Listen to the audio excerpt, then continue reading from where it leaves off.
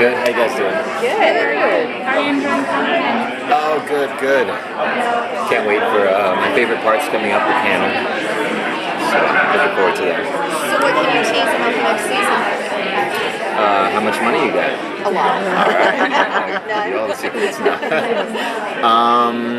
In the second season, it's a little bit more of the family drama, like literally with the Michelsons, with Michael being back. And, we get to see Marcel rebuild his little vampire community. They've been exiled out across the river. And it's going to be, for Marcel, I think for the other characters, it's going to be a lot more character, relationship driven. We really get to see, like the way I talk to the writers as an analogy was like, first season like Game of Thrones. We approached it like Game of Thrones. And then he told me about second season, and I go, oh, it's more like Orange is the New Black. It's like, it's about the characters and how they interact and what's going on with them as individuals. So I think season 2, you're going to see it's going to be like Emmy-nominated Orange is the New Black.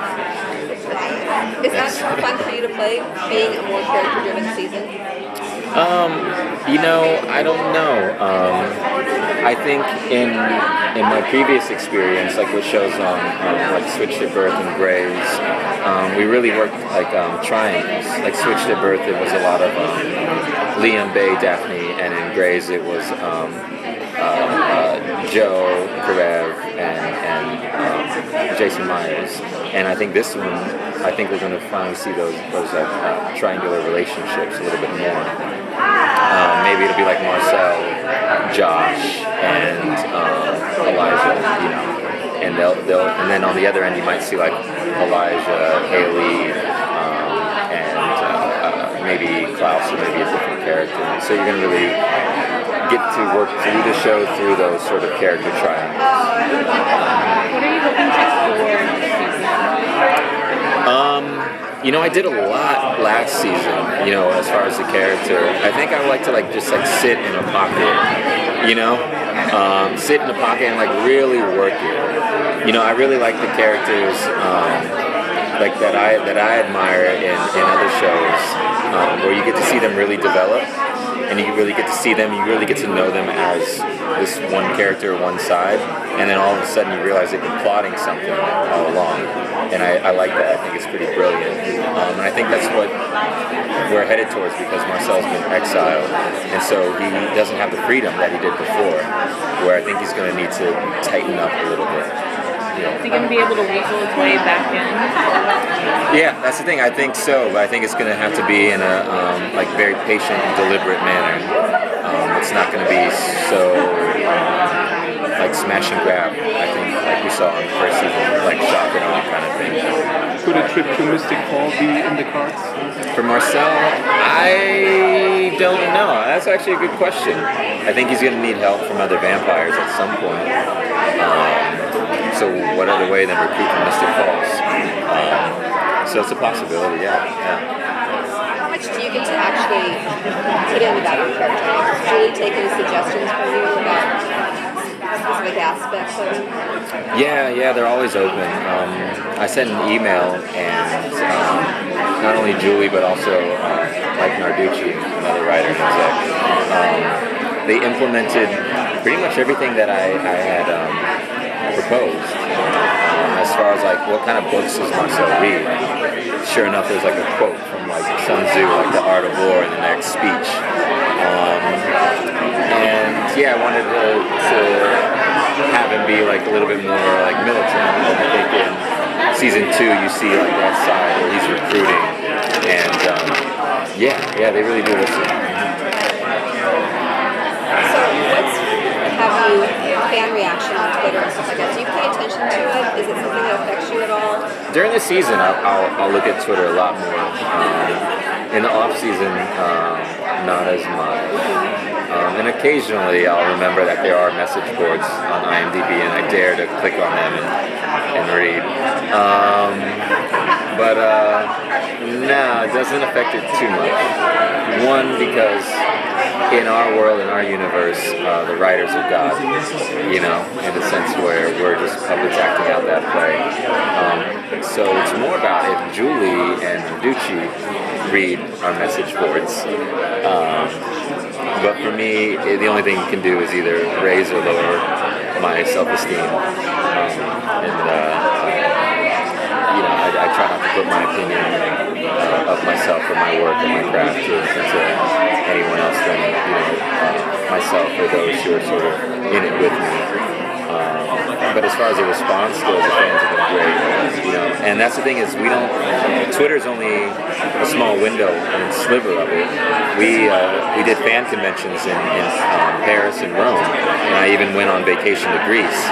And people would come up to me on the streets and they'd like hug me. They'd be so excited. They say, when you see Joe, send this message back, tell him that Klaus is pure evil. And the way they say it, you're like, oh, like you guys really dig this stuff. And in Rome, the fans just wanted me to like go, I'm the king. And I'm like, oh, you guys like the aggressive stuff. Like, yeah, they're like, yeah, we like a man that's like aggressive. I'm like, get a nice guy. So those aren't things that come across in 140 characters on Twitter, you know. So I can't put too much stuff into what only a small group posts or a tweet and what it is, you know. What are your favorite TV shows right now? Just got done watching Orange is the New Black second season. Yeah, it was great. Game of Thrones was awesome. Let's see. What else? Walking Dead. I was finishing up Walking Dead. And then I hear Fargo is really great. I'm going to check that out next episode. Yeah. How long did it take to watch Orange is the New Black for you? Around 2 weeks, I think, because I ended up going on vacation and traveling, so I was away from my Netflix. What was the most shocking moment for you from season 1? Oh, good question. Thierry dying was one of them, but like anything else for you from season 1 that really shocked you? Oh my God, Daniela, Sophie, dying. Because Did you guys know she was going to come back? Or? no, I mean that's the thing. Oh wait, no. Thinking about something else. No, yeah, Sophie, when she died, I think episode 13 or 14, that was a big surprise because Daniela was a part of the auditioning process and casting. Like when I was there, we tested at the same time, and so I was under the impression that I was a fool. Yeah, that we would all be together. But yeah, some characters don't make it, you know, and so that was a surprise. Yeah. Do you like doing the flashback episodes? Gets different costumes and a whole different vibe to it? Or? Yeah, it changes things up. Yeah, it really does. Yeah, and I get to put on the wigs and the hair. And so I love it. And I love it even more now because our hairstylist got nominated for an Emmy. So she works really hard. And she's got wigs. She's got wigs for days. And so, yeah, it paid off. I'm really happy about that. Yeah. That's it. All right. Were you shocked when season 2 was renewed? I mean, what was your reaction? Did you know that it was coming? Did you know you guys would get renewed? Did you expect them to bring you back? Definitely expected it. We were in contact with Mark Pedowitz, you know, throughout the year. It was just a surprise at the timing, how early it was. Yeah, which we needed to know because Daniel is on another show. So we need to fix our schedule. We can't if we're waiting for a late pickup. Like we didn't have time for all like the suspense and all. So it was just a surprise at how early it was. After we made it past the first season, we kind of figured we'd probably have like second seasons. Is that what you're hoping for? I think so. Yeah, I always want to do at least three or four, you know, to make that fun. I think that's a good one. Yeah. You won't get tired of playing it? Ask me in 4 seasons. Thank you.